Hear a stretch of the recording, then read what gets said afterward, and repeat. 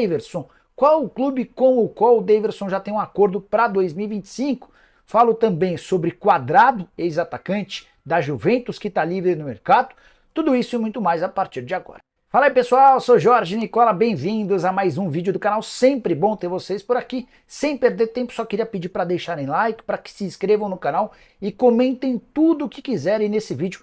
Quanto mais engajamento de vocês, mais esse vídeo chega para outras pessoas. Eu quero falar agora sobre a parceira do Vasco, a 777, notícia que vem do New York Times. Talvez o jornal mais respeitado do mundo afirma que o Everton da Inglaterra já está à procura de um novo comprador. As tratativas com a 777 estão encerradas. Só para resgatar essa história, o Everton já havia chegado a um acordo com a empresa norte-americana que é também dona do Vasco.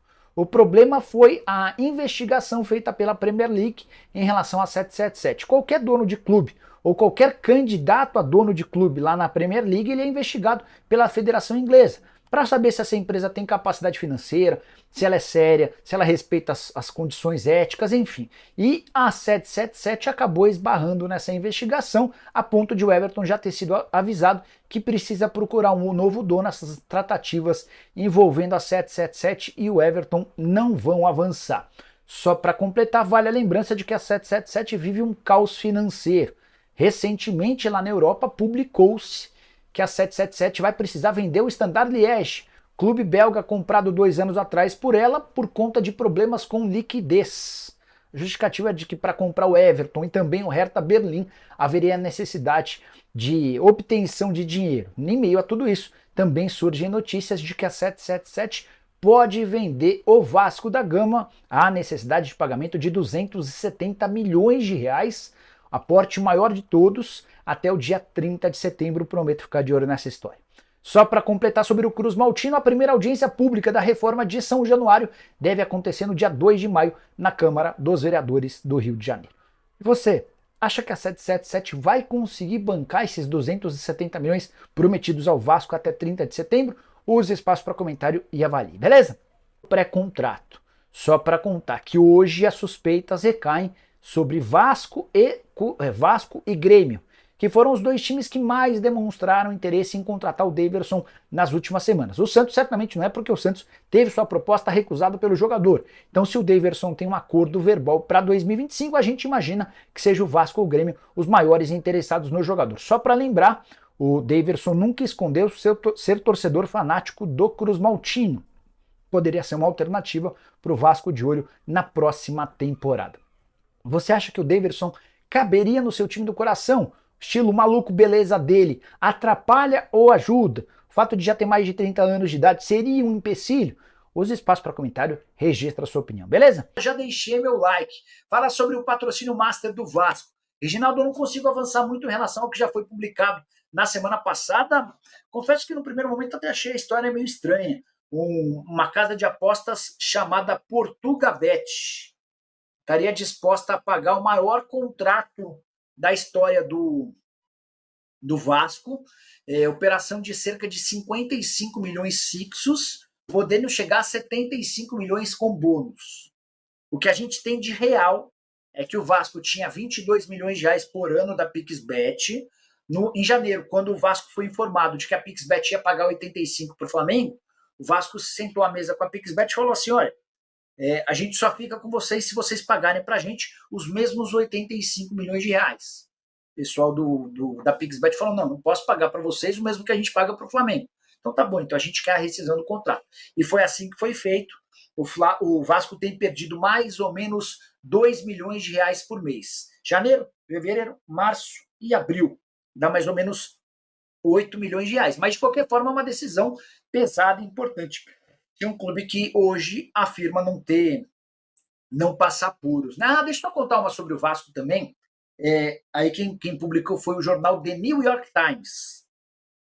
A informação é de que o Everton da Inglaterra já está em busca de um outro comprador. O negócio com a 777 não será feito, nada por conta de problemas do Everton com a 777. O acordo já estava fechado. Foi a Federação Inglesa de Futebol quem brecou o acordo, porque a 777 não conseguiu comprovar capacidade para gerir o clube. Lá, ao contrário daqui, para que alguém possa adquirir um clube de futebol, há uma investigação interna sobre a lisura, sobre capacidade econômica, uma série de temas, né? A 777 não foi capaz de bancar de superar essa investigação, e a partir daí o Everton já está em busca de um novo parceiro. Tá? O que você achou do Textor na CPI? Cara, eu acompanhei boa parte mas eu perdi a paciência. E aí vou explicar o porquê, né? A impressão que eu tinha é de que os participantes da CPI estavam mais preocupados em se promover do que em apertar o John Textor. Então, cada um que falava por 10 minutos sobre experiências pessoais, sobre o envolvimento dele com outras coisas relacionadas ao futebol, e nada específico ao John Textor. Enfim, aí o cara falava por 10 minutos dele e dedicava 30 segundos para dar uma pergunta.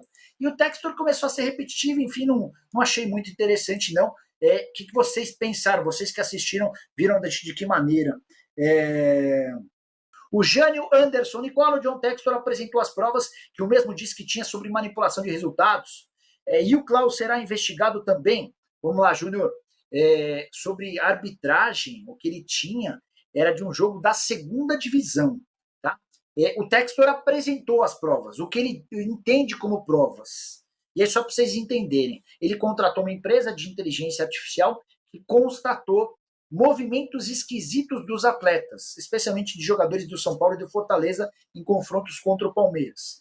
E especificamente essas provas, os nomes dos atletas, os movimentos, isso foi apresentado numa sessão fechada lá da CPI, tá? Então, a sessão aberta que a gente pôde assistir, ela não teve todo esse detalhamento. Inclusive, um dos participantes da CPI dizia: será, pessoal, que não vale a pena a gente fazer essa sessão fechada primeiro, para que a gente tenha acesso a todo o conteúdo e depois a gente possa falar com o texto? Aí era óbvio que era o que teria que ser feito, né? Só que os caras da CPI sabiam que estavam sendo vistos por todo o Brasil, um monte de gente, e eles queriam esses minutos de fama. Mas a verdade é que o Textor apresentou o que ele acha que é prova, mas o que eu duvido que seja aceito como prova. Tá? O comportamento do atleta talvez seja muito subjetivo, né? Nicola, ele tinha que ter fechado aqui, e ele abriu. Tá, mas será que dá para dizer que ele estava... que esse jogador que, em vez de fechar, abriu e ele estava vendido, ou ele fez para beneficiar o Palmeiras? E aí que tá. A gente não pode perder o contexto. Um dos jogos suspeitos, segundo o Textor, é um em que o Palmeiras, é um em que o São Paulo é campeão da Copa do Brasil e faz na sequência um jogo contra o Palmeiras, 5-0.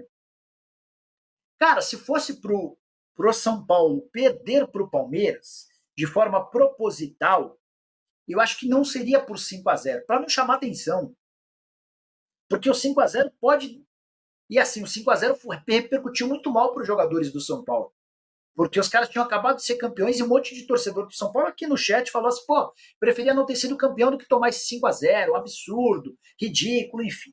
Mas só resgatar algo que foi publicado pelo GE no final de semana, a lista dos clubes, de quanto cada clube da Série A investiu em reforços em 2024. Primeiro lugar do Flamengo, 162 milhões de reais, 4 reforços. Segundo lugar, o Botafogo, 139 milhões de reais, 13 reforços. Corinthians é o terceiro, 130 milhões de reais, 11 reforços. O Vasco é o quarto, 120 milhões de reais com 10 reforços. Depois vieram Palmeiras em quinto, Atlético Paranaense em sexto, São Paulo sétimo, Inter oitavo, Bahia nono, Fortaleza décimo.